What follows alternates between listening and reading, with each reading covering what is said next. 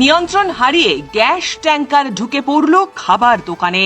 3টি স্কুল পড়ুয়া সহ এই ঘটনার জেরে আহত 5। 2 ঘন্টারও বেশি সময় ধরে জাতীয় সড়ক অবরোধ করে পুলিশকে ঘিরে ধরে তুমুল বিক্ষোভ।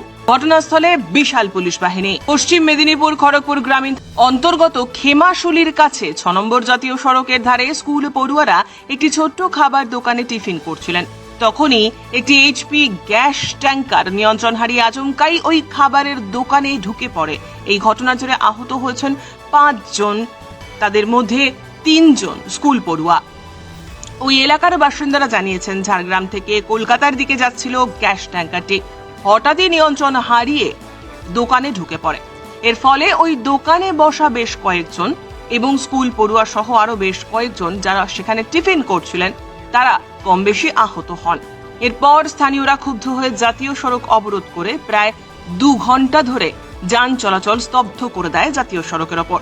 খড়গপুর গ্রামীণ থানার পুলিশ ঘটনাস্থলে পৌঁছলে তাদেরকে ঘিরে রীতিমতো বিক্ষোভ দেখাতে থাকেন স্কুল পড়ুয়ারা।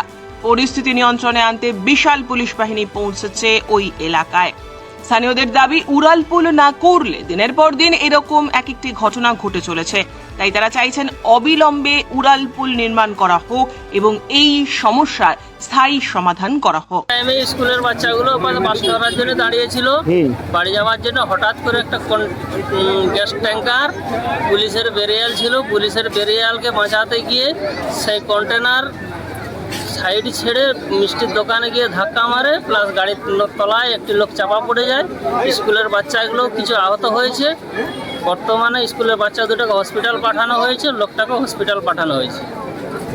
এখানে কেন বারবার এখানে ভালো কোনো ইয়ে নেই। কেন বলতে প্রায় হয় কি? প্রায়ই হয়।